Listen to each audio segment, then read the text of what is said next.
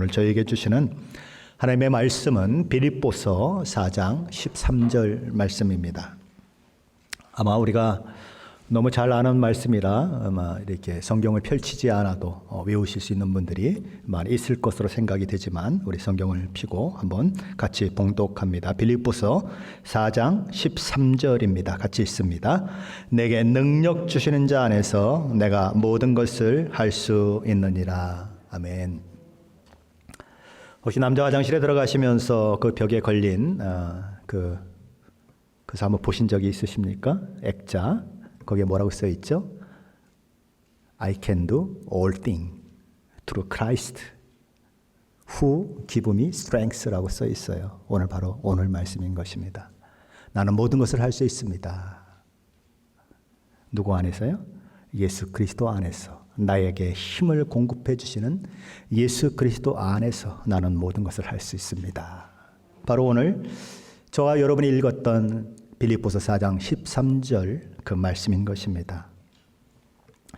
2000년 시드니 올림픽이 있었죠. 그곳에 10m 여자 다이빙 플랫폼에서 36년 만에 미국에 금메달을 안겨주었던 여자분이 한 분 있지요. 로라 윌킨스라고 하는 그런 분입니다. 로라 윌킨스는 원래 체조 선수였어요. 그런데 고등학생이 되면서 키가 너무 빨리 크는 바람에 체조에 적당치 않다고 해서 체조를 포기해야 했던 그런 사람이었어요. 참 많은 실망을 했겠죠. 국민학교, 그러니까 초등학교, 중학교, 고등학교 그렇게 열심히 체조를 그렇게 선수가 되겠다는 꿈을 가지고 왔었는데 그 꿈이 좌절됐을 때에 많이 마음이 힘들었죠. 그러던 어느 날 수영장에서 다이빙하는 선수를 보게 됩니다. 너무 멋져 보이는 거예요. 나도 저 다이빙 선수가 되어야 되겠다. 그래서 주변 사람들에게 내가 다이빙 선수가 되기를 원합니다 라고 얘기했더니 사람들이 극구 말립니다. 너무 늦었어. 다른 사람들은 벌써 초등학교 들어가기 전부터 다이빙 연습을 하는데 너는 너무 늦었어. 그러니까 아예 포기해. 그래서 그 일을 엄두에 못 내고 결국 일반 학과에 그렇게 지원을 해서 텍사스 대학에 입학을 하게 됩니다. 그러나 그의 가슴 속에 가지고 있던 다이빙 선수에 대한 소망은 사그러들지가 않는 거예요.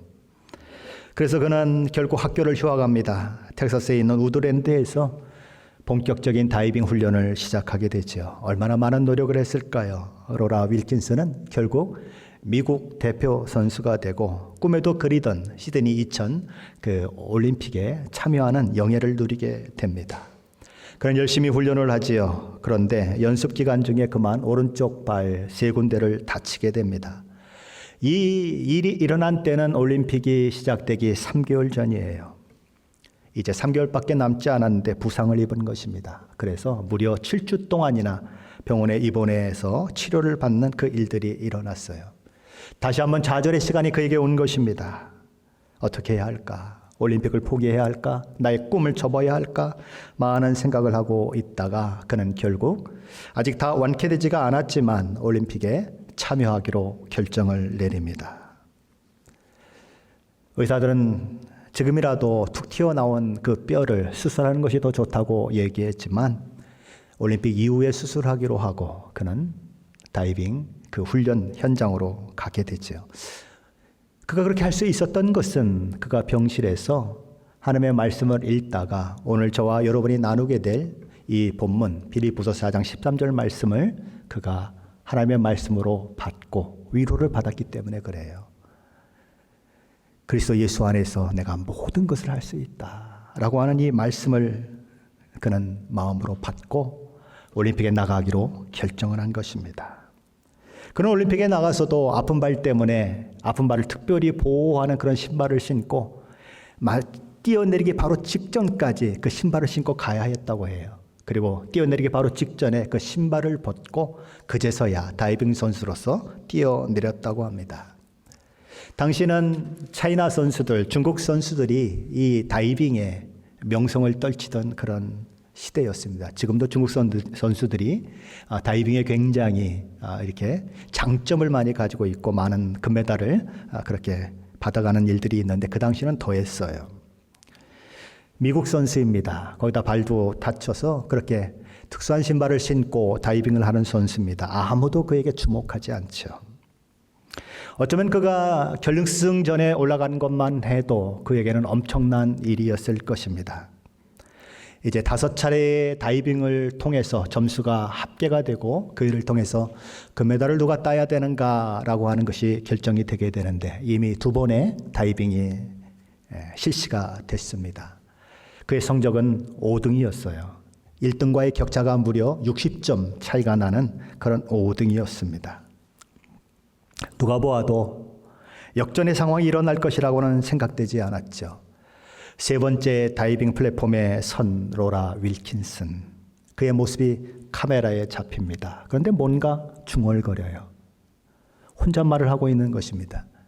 무슨 말을 거기서 했을까요? 그는 이 말을 했습니다. 내게 능력 주시는 자 안에서 내가 모든 것을 할 수 있느니라. 아멘. 그러고는 뛰어내렸어요. 결과는 최고 점수였습니다. 3차 시도에서 최고 점수를 받아서 이제 1등과의 격차가 많이 줄어들었습니다. 한 무명의 선수가, 이름도 별로 알려지지 않는 선수가 최고의 점수를 받자 그동안 1등, 2등을 달리고 있던 중국 선수들이 너무 긴장을 하게 되고 연거푸 실수를 하게 됩니다. 그래서 4차, 5차 그 다이빙을 하는 동안에 격차는 점점 벌어지고 결국 로라 윌킨슨이 금메달을 따는 그 일들을 이제 얻게 되는 거죠. 그는 아무도 주목하지 않았어요. 어떤 기자는 그가 1등할 거를 생각하지 못하고 그가 다이빙하는 모습도 촬영을 하지 않았다고 얘기를 합니다. 그냥 중국 선수만 비춰줬어요. 그래서 금메달 따는 그 마지막 5차 시도를 카메라에 잡지 못한 기자도 있었다고 하죠. 그런데 그 금메달을 따니까 이게 완전히 센세이션이잖아요. 그래서 수많은 사람들이, 수많은 기자들이 그에게 달려들었죠. 어떻게 금메달 딸 수 있었습니까? 소감을 한번 말씀해 주십시오 라고 이야기했더니 그는 병원에서 자신에게 용기를 주었던 이 빌립보서 4장 13절 말씀을 그렇게 생각하면서 이렇게 얘기했다고 합니다. 저에게 능력 주시는 분이 이 일을 하셨습니다. 하나님의 은혜입니다. 라고 고백했다는 거죠.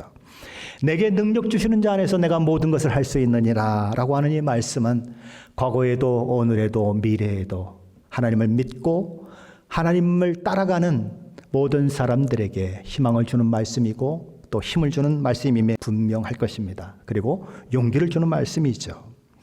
종종 격투기 선수도 그 몸에다가 빌립보서 4장 13절이라는 그 빌립보서 4장 13절 이렇게 문신을 하고 격투기에 나서는 선수들을 보게 되는 것도 낯설지 않습니다. 그래서 사람들이 이렇게 좋아하는 말씀이고 사람들이 정말 외우기도 하고 그런 말씀이지만 이 말씀이 종종 저와 여러분이 오해하는 것처럼 때로 오해받고 있는 말씀이라는 것입니다. 성경이 의도하는 말씀과는 다른 의미로 그렇게 이해되는 경우가 많다는 거죠. 사람들이 가장 좋아하는 말씀 중에 하나이고 암기하고 있는 말씀 중에 하나이지만 자주 잘못 이해되거나 잘못 사용되는 경우가 있다는 것입니다. 그렇다면 어떤 오해일까요? 첫 번째 오해는 이 말씀을 할 수 있거든이 무슨 말이냐, 믿는 자에게는 능히 하지 못할 일이 없느니라 라고 하는 마태복음 9장 23절의 말씀처럼 적극적인 사고방식, 긍정적인 사고방식을 가지라고 하는 말씀으로 이해하는 것입니다. 긍정의 힘, 긍정적인 사고를 이야기하는 사람들은 이 말씀을 가지고 얘기하는 것입니다. 봐라, 여기 우리 자신이 모든 것을 할 수 있다고 기록되지 않느냐. 그러니 적극적인 사고를 가져라. 하나님을 믿으면 승리할 수 있다고 하는 생각을 가져라. 모든 것이 어떻게 생각하느냐에 따라서 달라진다. 너의 인생에 긍정의 힘이 작동하도록 해라 라고 외쳐요. 하지만 이 말씀은 예수를 믿으면 무엇이든지 원하는 것을 내 손에 넣을 수 있다고 말씀하는 말씀이 아닙니다. 이 말씀은 저와 여러분을 초능력자로 만들어줘서 바위로 떡을 만들어내고 100m를 2초에 뛰게 만들고 100일을 굶어도 죽지 않는 사람으로 만들어준다는 그런 말씀이 아니에요. 하나님께서 결코 그런 방법으로 세상을 이끌어가지 않으십니다. 내가 모든 것을 할 수 있느니라 라고 하는 선언에는 모든 것을 내가 하려고 마음먹은 모든 것, 주 안에서 할 수 있다, 그런 의미가 아닌 거예요. 내가 마음만 먹기만 하면 모든 것을 할 수 있다. 주님만 의지하고 그 일을 한다면 내 생각대로 된다. 그런 이야기가 아닌 것입니다. 이 말씀은 이미 앞에서 언급하고 있는 사도 바울의 이야기와 아주 긴밀하게 연결되고 있는 말씀이에요. 그렇다면 앞에서 사도 바울이 했던 말씀이 무엇일까요?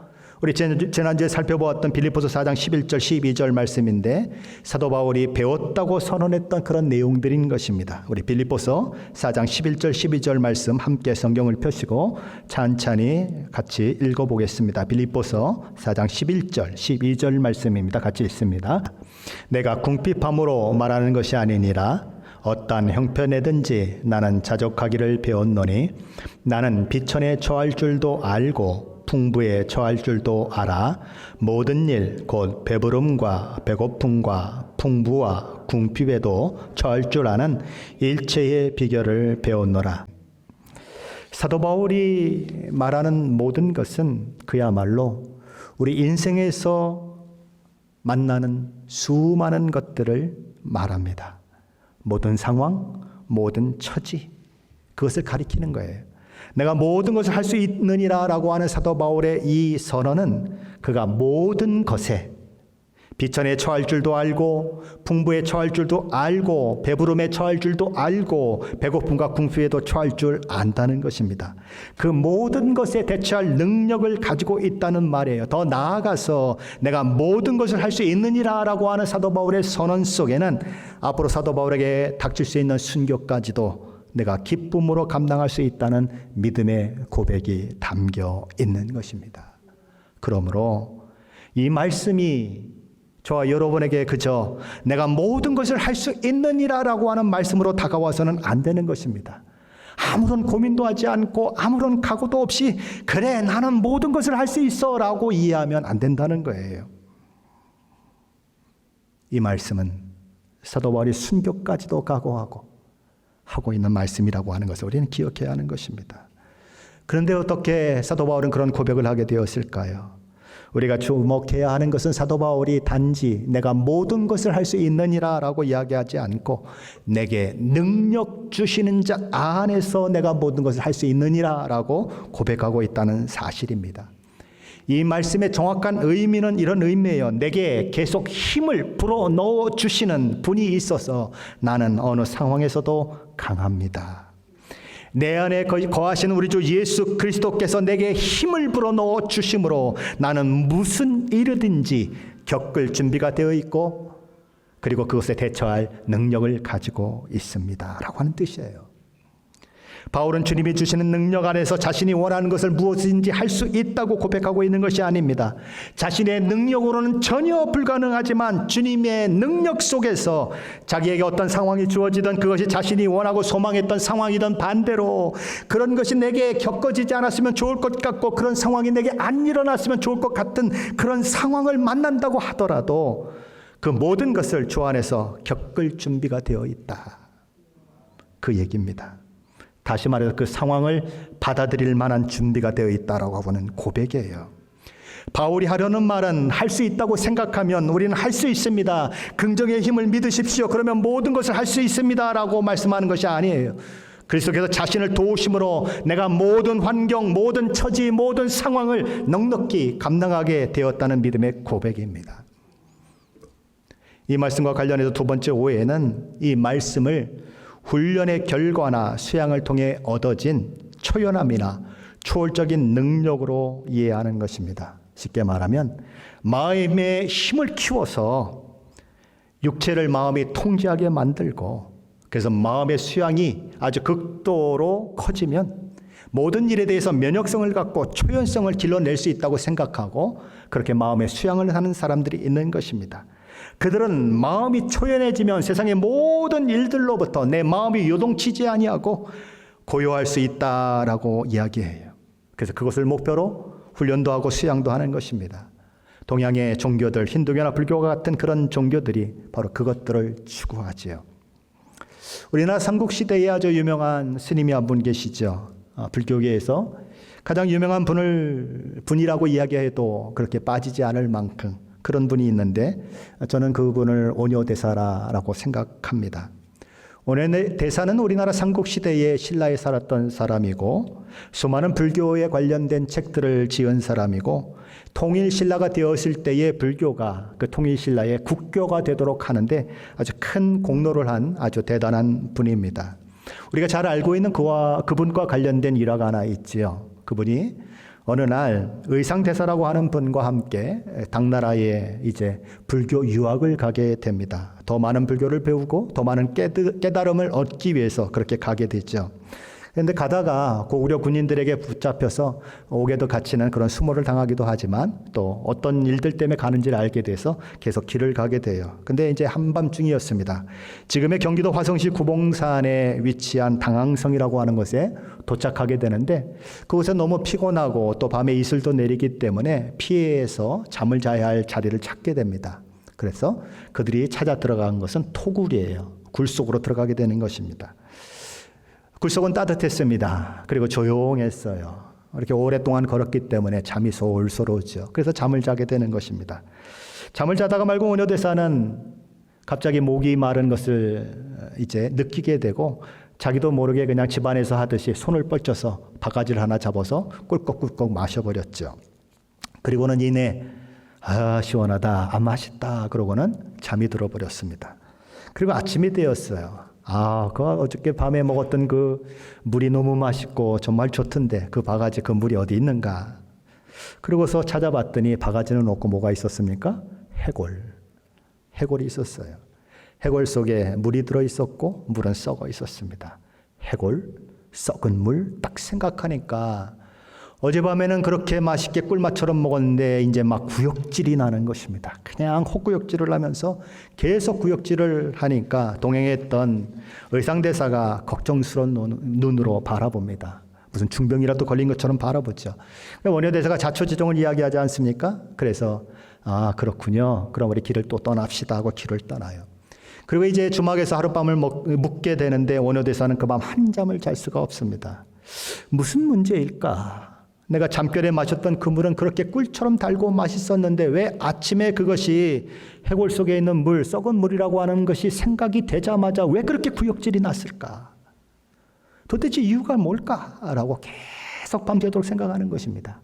그리고는 무릎을 딱 치는 거예요. 맞다. 문제는 마음이다. 마음이 문제구나. 그는 그래서 이렇게 말하는 것입니다. 마음이 일어난 즉 모든 법이 생겨나고 마음이 없어지니 바가지와 해골이 둘이 아니로구나. 마음이 없어지니까 해골과 바가지가 둘이 아니라 하나라는 거예요. 바가지든 해골이든 상관이 없다는 거예요. 마음이 없어지니까. 일체 유심조다라고 그는 말합니다. 모든 것이 오직 마음이 지어내는 것이다. 그 큰 깨달음을 얻은 이후에 원효대사는 당나라 유학길을 포기하고 다시 신라로 돌아갑니다. 왜냐하면 모든 것이 마음이 지어내는 것이라면 당나라에서 마음을 지어내던 신라에서 마음을 지어내던 무슨 상관이 있습니까? 그래서 유학 갈 필요가 없다라고 생각하고 신라로 돌아가서 그는 불교에 아주 큰 공을 세우는 그런 사람이 되는 것입니다. 마음이다. 내가 모든 것을 할 수 있다.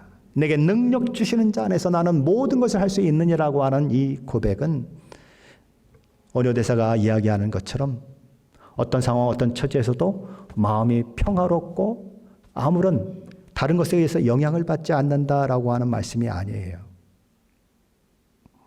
마음을 버리면 고뇌의 삶과 같은 인생의 삶 속에서 초연한 삶을 살 수 있다라고 이야기하는 그런 것이 아니에요.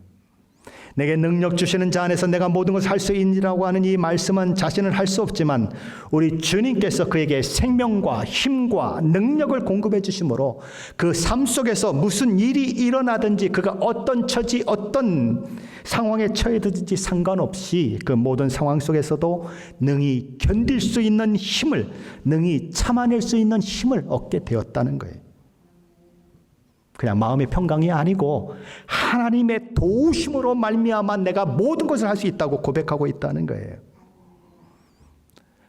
사도 바울은 예수 믿기 전에 수많은 예수 믿는 사람들 핍박하는 사람이었죠. 잘 나가는 사람이었습니다. 그런데 그가 예수 믿고 나서는 정말 세상 말로 잘 못 나가는 사람이 되었어요. 수많은 일들을 겪게 됩니다. 복음의 증인이 된 이후로 그의 삶은 그야말로 곤두박질 치는 그런 삶이었어요. 고통과 고난, 역경과 아픔 그것 가운데 처해지는 삶이었죠. 매도 수없이 맞았습니다. 여러 번 죽을 뻔했어요.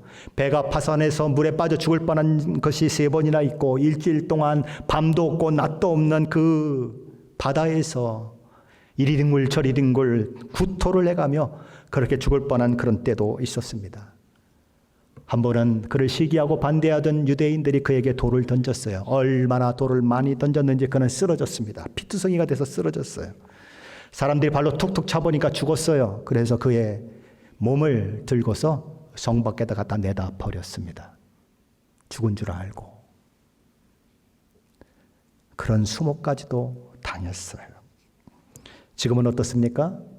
예수 그리스도를 증거하다가 잡혀서 지금 로마 황제에게 재판을 받기 위해서 지금 로마까지 와 있는 것입니다. 미결수로 갇혀있고 부자유스러운 그런 상황 가운데 있는 것입니다. 그가 당한 모든 일들을 생각한다면, 그가 당한 모든 일들이 저와 여러분에게 만약에 닥쳤다면 저와 여러분은 끝없는 나락으로 떨어졌을 수도 있어요. 우울증과 신경과민, 신경쇠약에 걸려서 그저 하루하루를 죽지 못해 살아가는 그런 사람이 될 수도 있는 그런 상황들을 사도 바울은 만났다는 것입니다. 그런데 그런 상황, 그런 처지, 언제 죽을지도 모르는데 내게 능력 주시는 자 안에서 내가 모든 것을 할 수 있느니라 라고 그는 고백하는 것입니다. 내게 힘을 계속 불어넣어 주시는 우리 주님 안에서 나는 모든 것을 능히 견디고 참아낼 수 있습니다 라고 선언하고 있는 거예요. 그리스도인은 어떤 큰 깨달음을 얻은 사람들이 아니에요. 그렇다고 단순히 점잖고 도덕적인 사람을 가리켜서 그리스도인이라고도 말하지 않습니다. 그리스도인은 그 속에서 우리 주 예수 그리스도의 부활의 생명과 능력이 역사하는, 역동적으로 역사하는 사람이에요. 그리스도인은 하나님의 생명이 그의 삶 속에 흘러 들어와서 하나님의 에너지와 하나님의 능력이 그 속에 들어와서 날마다 그 능력으로 사는 사람이에요. 그에게 주시는 그 새 힘을 공급받고 능력을 부여받음으로 인해서 사방으로 우겨쌈을 당하여도 쌓이지 아니하고 답답한 일을 당하여도 낙심하지 아니하고 거꾸로 뜨림을 당하여도 망하지 아니하는 사람, 바로 그 그리스도인이에요. 자신의 삶 속에서 역동적으로 역사하신 하나님의 능력을 경험한 그리스도인은 그래서 모든 상황 가운데서도 하나님을 바라보고 하나님을 찬양하게 되지요. 에베소서 3장 20절 21절 말씀에 보면, 제가 현대인의 성경으로 보면 이렇게 고백하고 있죠. 우리 가운데 역사하시는 능력으로 우리가 구하거나 생각하는 것보다 더욱 넘치게 해주시는 하나님께 교회와 그리스도 예수님 안에서 길이길이 영광이 있기를 바랍니다. 아멘. 어떻게 해주신다고요? 우리가 구하거나 생각하는 것보다 더욱 넘치게 해주시는 하나님, 그것이 모든 그리스도인들이 고백하는 하나님이신 것입니다. 오늘 본문 말씀에 대한 세 번째 오해는 이 말씀을 우리 주님이 강권적으로 역사하셔서 나의 생각과 나의 의지와 상관없이 하나님의 일을 이루신다고 생각하는 오해입니다. 쉽게 말하면 그리스도인 자신의 의지, 생각, 개성은 다 사라진다는 거예요. 쉽게 말하면 나는 없고 그리스도만 있다는 거예요. 하지만 이런 생각은 나를 지나치게 강조해서 나는 할 수 있습니다, 긍정적인 생각을 가지면 나는 모든 것을 할 수 있습니다 라고 하는 고백만큼이나 위험한 생각입니다. 그리스도인의 삶은 나 스스로 사는 삶, 내 힘만으로 사는 삶이 아닐 뿐만 아니라 반대로 나는 완전히 사라지고 그리스도가 내 대신 모든 삶을 대신 살아주는 삶도 아니에요. 그런 수동적인 삶이 아니라는 것입니다. 그리스도인의 삶은 나만 있는 것도 아니고 그렇다고 예수 그리스도만 있는 것도 아니고 주님과 함께하는 삶이에요. 우리가 너무나 잘 알고 있는 갈라디아서 2장 20절 말씀은 그 삶에 대해서 이렇게 말씀하고 있지요. 내가 그리스도와 함께 십자가에 못 박혔나니 그런즉 이제는 내가 사는 것이 아니요 오직 내 안에 그리스도께서 사시는 것이라. 이제 내가 육체 가운데 사는 것은 나를 사랑하사 나를 위하여 자기 몸을 버리신 하나님의 아들을 믿는 믿음 안에서 사는 것이라. 앞에 말씀을 보면 뭐라고 말씀합니까? 내가 그리스도와 함께 십자가에 못 박혔나니 이제는 내가 사는 것이 아니요 오직 내 안에 그리스도께서 사시는 것이라. 오해할 수 있어요. 나는 없어지고 예수님만 남은 것처럼 오해할 수 있어요. 그런데 그 뒤에가 어떻게 됩니까? 이제 내가 육체 가운데 사는 것은, 이걸 기억해야 하는 것입니다. 아직도 내가 육체를 가지고 살고 있다. 그런데 뭐가 달라졌습니까? 그의 삶의 방향, 그의 삶의 목표, 그의 삶에 달려갈 향방이 달라졌다는 거예요. 내가 주인 행세하고 내가 하나님 자리에 앉아 내 삶의 주인이라고 주장했던 옛사람은 이미 우리가 예수 믿을 때에 그리스도와 연합됨으로써 우리 주님이 십자가에 죽으신 것처럼 죽었다고 그는 선언하는 것입니다. 그리고 우리 주님의 새로운 부활의 몸으로 죽은 자 가운데 다시 살아난 것처럼 나는 그리스도 예수 안에서 그분의 부활 생명을 받아 새로운 피조물, 다시 태어난 새 사람, 새 마음을 가진 사람이 되었다고 그는 선언하고 있는 것입니다. 그러기에 이전이나 지금이나 이 땅에 발붙이고 사는 몸을 가지고 살지만 그것은 똑같지만 나는 삶의 목적이 달라지고 삶의 방향이 달라진 사람이 되었다. 이전엔 내 마음대로 생각하고 내 마음대로 행동했지만 이제는 주인 되신 예수 그리스도께서 무엇을 생각하시는지 무엇을 원하시는지 알고 사는 사람이 되었다라고 얘기하는 거예요. 신앙생활은 저와 여러분이 아무것도 안 하고 그저 하나님께만 붙어 있으면 하나님께서 다 해주시는 것을 말하지 않습니다. 그렇다고 하나님께서는 말씀만 하시고 나머지는 우리의 능력과 우리의 힘으로 다 해야 된다고 말하지도 않습니다. 신앙생활은 하나님께서 내 안에 역사하세요. 내 안에 역사하시는 하나님을 따라서 내가 배우고 익혀서 내가 하나님 뜻에 복종하여 믿음으로 살아내는 것, 그게 신앙생활이에요. 하나님과 내가 함께 동행하고 함께 이루어가는 것입니다. 신앙생활은 바로 그런 것입니다. 신앙생활은 우리의 노력이 배제되지 않아요. 신앙생활은 그렇다고 우리에게 힘을 공급해 주시는 하나님의 능력이 배제되지도 않습니다. 나만 있는 것도 아니고 그렇다고 우리 주 예수 그리스도만 있는 것도 아니에요. 나와 그리스도가 함께 있는 것입니다. 사도 바울은 그 안에 계신 우리 주 예수 그리스도께서 힘과 능력을 불어 넣어 주심으로 모든 일을 할 수 있는 강한 사람이 되었다고 말하는 것입니다. 그리스도의 큰 능력이 자기 삶 속에 계속 흘러 들어와서 나를 움직이는 힘이 되었고 나를 움직이는 에너지가 되었고 나로 모든 것을 맞닥뜨리며 싸워 이길 수 있는 능력이 되었다. 바로 그 힘으로 나는 모든 일을 할 수 있다라고 그는 선언하고 있는 것입니다. 그렇다면 사도 바울이 했던 이 고백을 저와 여러분도 할 수 있을까요? 우리는 지금까지 인생을 살아오며 수많은 일들을 만났습니다. 그 시절은 다시 돌아오지 않았으면 좋겠다. 그런 일은 내 일생 가운데 다시는 만나지 않았으면 좋겠다라고 하는 시험과 환난도 겪었습니다. 그럼 이제부터는 평탄대로만 있을까요? 아무도 몰라요. 더 어려운 일이 다가올는지 더 힘든 일이 다가올는지 아무도 몰라요. 만일 저 여러분이 이전과 같은 그런 것보다도 배나 되고 3배, 4배 되는 환난과 어려움을 겪을 때 하나만 해도 휘청휘청하고 쓰러질 것 같은데 2개가 겹쳐오고 3개가 겹쳐오고 4개가 겹쳐와서 정신을 차릴 수 없을 때 그때에도 우리는 사도 바울처럼 말할 수 있을까요? 내게 능력 주시는 자 안에서 내가 모든 것을 할 수 있느니라 라고 고백할 수 있을까요? 사도 바울은 그렇게 할 수 있다고 고백하고 있어요. 왜냐하면 그 무엇이든지 그 무슨 일이든지 나는 그리스도 예수 안에서 견딜 능력을 날마다 받고 있기 때문이라고 그는 말하는 것입니다. 우리는 어떻게 그 능력을 얻을 수 있을까요? 하나님 아버지 내게 능력 주십시오.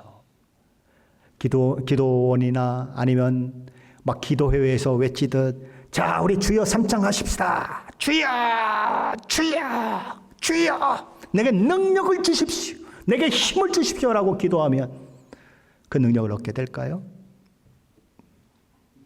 우리가 기억해야 하는 것은 기독교의 삶에는 지름길 없습니다. 어느 날 갑자기 내가 능력을 받아서 그 모든 것들을 다 이길 만한 그런 사람이 되는 것이 아니라는 거예요. 이런 걸 한번 생각해 보세요. 어떤 사람이 건강해지기를 원해요. 건강해지려면 적당히 먹고 적당히 운동하고 그런 일들이 선행되어야 합니다. 내 마구잡이로 먹고 아무거나 먹고 운동은 그냥 손 하나 까딱하기도 싫어하고 앉아있는 사람이 있다고 생각해 보십시오. 건강할 수 있을까요? 아무리 건강하고 싶은 소원이 있어도 건강할 방법이 없습니다. 왜요? 건강은 삶의 행동, 삶에서 어떤 모습으로 살아가느냐 하는 것이 결과로 나타나는 것이지 건강한다고 건강해지는 것이 아니에요. 마찬가지예요. 우리가 능력의 사람이 되는 것은 능력의 사람이 되게 해주십시오라고 기도해서 능력의 사람이 되는 게 아니에요. 갑자기 기도한다고 되어지는 게 아니에요. 저 여러분이 수없는 고난과 핍박과 어려운 가운데에서도 내게 능력 주시는 자 안에서 내가 모든 것을 할 수 있느니라고 고백했던 사도 바울과 같은 삶을 살고 싶다면 저 여러분은 사도 바울이 걸었던 그 길을 걸어야 하는 거예요. 사도 바울이 살았던 그 삶을 살아내야 하는 거예요. 사도 바울이 힘썼던 것을 힘써야 하고 사도 바울이 내던져야 하는 것을 내던져야 하는 것입니다. 능력을 구하려고 기도하는 것에 애쓰려고 하지 말고 사도 바울처럼 그리스도인의 삶을 살아내는 것이 능력을 얻는 최고의 지름길이라는 거예요. 매일매일의 삶 속에서 이런저런 일들이 일어날 때에 하나님을 신뢰한 것을 매일매일 배워가야 하는 것입니다. 우리는 종종 2층 침대에 있는 아이 보고 이야기하죠. 야, 아빠가 받아줄게. 뛰어내려. 아이가 금방 뛰어내리던가요? 못 뛰어내려요. 무서워서 못 뛰어내려요. 근데 조금 높은 곳에서 뛰어내리가 아빠가 받아주고 조금 더 높은 곳에서 뛰어내리는데 아빠가 받아주고 그렇게 조금 연습이 되면 더 높은 곳에서도 자신 있게 뛰어내려요. 왜요? 아빠가 받아줄 걸 알기 때문에 그래요. 신앙도 그래요. 매일 하나님을 경험하지 않으면 큰일을 만났을 때 하나님을 의지할 방법이 없어요. 매일의 삶 속에서 하나님이 나에게 어떻게 역사하시고 나의 삶을 어떻게 이끌어 가셨는지를 신앙으로 고백하는 사람이 조금 더 큰일을 만날 때 하나님을 더 의지할 수 있고 붙들 수 있는 거예요. 갑자기 하나님이 붙들어지나요? 머릿속에 있는 것이 갑자기 가슴으로 내려오고 행동으로 옮겨지던가요? 아니에요. 그렇게 예수 잘 믿는 사람 같은 그렇게 예수 잘 믿는 것처럼 보였던 사람도 고난이 오고 역경이 오면 팡팡 넘어지고 자빠지는 이유가 뭐예요? 머릿속에 있는 예수로는 안 된다는 거예요. 가슴으로 내려와야 하고 삶으로 내려와야 한다는 거예요. 그래야 어려울 때 예수님을 신뢰할 수 있다는 거예요. 예수님이 누구신지를 알아야 신뢰를 하죠. 그걸 모르는데 어떻게 예수님을 신뢰해요? 예수님보다 세상이 당하는 것들이 더 커 보이는데 어떻게 예수님을 신뢰해요? 그럴 수가 없는 것입니다. 삶으로 살아내며 예수 그리스도를 경험하는 것이 능력을 얻는 최고의 지름길이에요. 수많은 훈련을 통해서 선수가 만들어지고 그래서 그 선수가 그 모든 근육과 그 모든 훈련량을 통하여서 습관화되다시피 한 그런 경기 능력을 가지고 나아가서 경기에서 이기고 승리하는 것처럼 믿음도 바로 그런 것이에요. 하나님과 깊은 교제 가운데 기도하는 사람이 되어야 해요. 하나님의 말씀이 그러한가 날마다 말씀을 듣고 읽고 묵상하는 사람이 되어야 해요. 예수 그리스도의 십자가 앞에 날마다 서서 주께서 나를 위해 하신 일이 무엇이며 자신의 그 일로 말미암아 어떠한 지위와 특권을 누리게 되었는지를 생각하는 사람이 되어야 하는 것입니다. 예수 그리스도와 늘 가까이 지내면서 그분과 함께 시간을 보내기를 즐거워해야 하는 거예요. 밥을 지으면서도 반찬 하나 만들면서도 어디 그로서리에서 돈을 거슬러 주면서도 하나님 앞에 물을 수 있는 사람. 하나님, 이 사람이 나한테 괜히 딱딱거리는데요. 내가 뭐 잘못한 것도 없는데요. 어떻게 할까요? 그럼 주님의 마음 가운데 마음을 주세요. 그래서 화를 내고 싶은데 미소를 짓고 할 수 있는 사람이 누구예요? 훈련된 사람이에요. 매일매일 훈련된 사람이에요.